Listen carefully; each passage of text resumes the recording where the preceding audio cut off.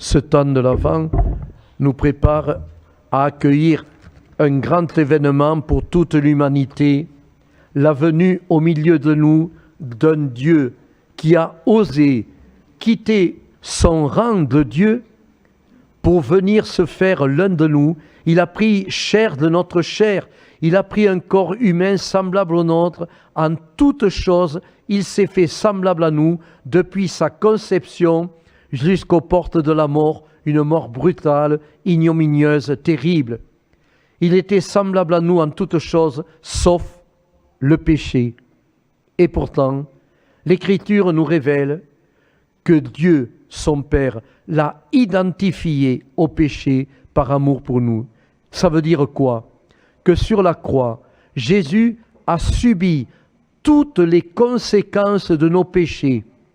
Je ne sais pas si nous en avons conscience. Jésus a pris sur la croix, en son corps, tous les péchés de l'humanité, sans exception. Nos petits péchés, comme certains osent dire, il n'y a pas devant Dieu, il n'y a pas de petits péchés. Par nos péchés, tous, nous blessons l'Église de Jésus-Christ. Tous, sans exception, baptisés. Par notre péché, par nos péchés, nous blessons l'Église de Jésus-Christ. Et le cœur de l'Église a été transpercé sur la croix pour nous pardonner. Et je tiens à redire que sur la croix, Jésus, Fils de Dieu, Sauveur, n'a exclu personne de son péché, de son amour, de son pardon et de sa miséricorde. Nous excluons certains pécheurs du pardon. Nous sommes si forts pour accuser du doigt et crier fortement à mort, en prison, cette personne ne mérite pas le pardon, cette personne ne mérite pas de vivre, non, je pardonnerai jamais. Jésus n'a jamais fait ça. Il n'a exclu aucun criminel, il n'a exclu aucun pécheur, quels que soient ses crimes et ses horreurs. Pourquoi? Parce que Dieu sait que tous, vous comme moi qui vous parle, nous sommes blessés par le péché originel. Et qu'à cause du péché originel, vous comme moi, nous sommes capables des pires choses. Dans l'Évangile, Jésus dit, toi qui prends plaisir à accuser du doigt ton frère ou ta sœur en criant à mort en prison, cette personne ne mérite pas de vivre et ne mérite pas le pardon, fais attention que demain, tu ne fasses pas pire que lui ou qu'elle. C'est oublier que nous sommes tous pécheurs. Alors, au lieu d'accuser nos frères et sœurs, Marie a demandé ici à Lourdes, priez pour la conversion des pécheurs, pour ceux qui nous ont offensés, pour ceux qui font le mal, pour ceux que nous avons offensés, pour ceux qui sont en prison et pour leurs victimes. Si on croyait au pardon, on changerait le monde. Si Jésus a eu la folie sur la croix de nous dire, tu pardonneras non pas à tes amis, avec tes amis tu restes fâché 3 jours, 3 semaines, après vous vous réconciliez.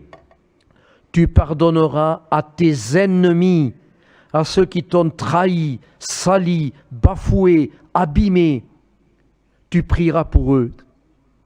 Et si tu veux que Dieu pardonne tes péchés, tu commenceras par pardonner à tes ennemis.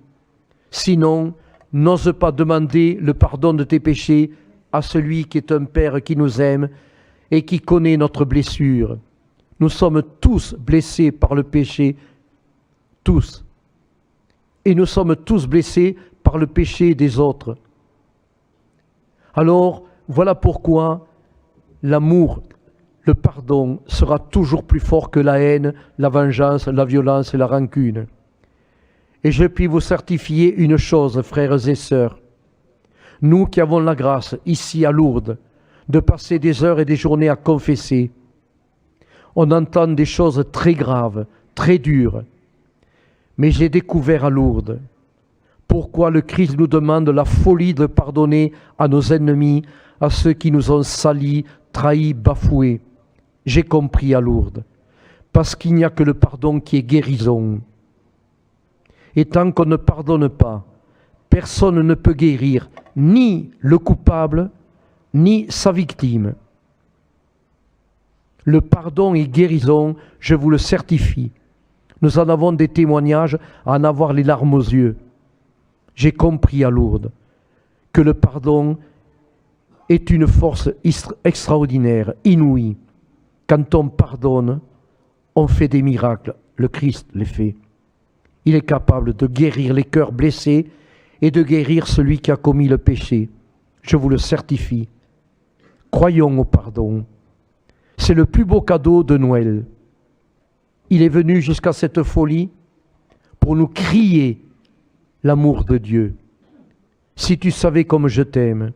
Et du haut de la croix, le Christ verse des larmes d'amour sur tous ceux et celles qui sont en prison, qui ont commis des choses graves, mais il verse les mêmes larmes d'amour sur les victimes. Et il demande à chacun de se réconcilier. Si on était capable, quel que soit le crime et l'horreur, si on était capable de faire se rencontrer victimes et coupables, je vous certifie qu'on ferait des miracles. Nous en avons des témoignages très forts ici à Lourdes. Le cadeau de Noël, c'est le cadeau de l'amour de Dieu. Dieu n'est qu'amour. Il n'est que ça. Voilà pourquoi il nous regarde tous, sans exception, avec amour.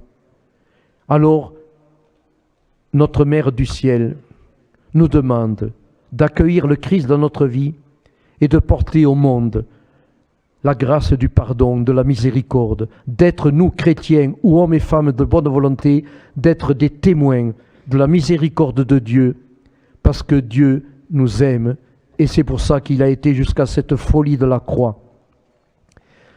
Implorons ici la Vierge Marie à Lourdes, et je vous laisse dans le secret et dans le silence de ce lieu pour continuer votre prière auprès de la Vierge Immaculée. Prie pour nous, pauvres pécheurs. Prie pour moi, pécheur. Prie pour ceux qui m'ont offensé et blessé. Et prie pour ceux et celles que j'ai offensés et que j'ai blessés. Marie, donne-nous à tous la grâce de nous rassembler un jour dans ton manteau de mère pour nous conduire à ton Fils Jésus.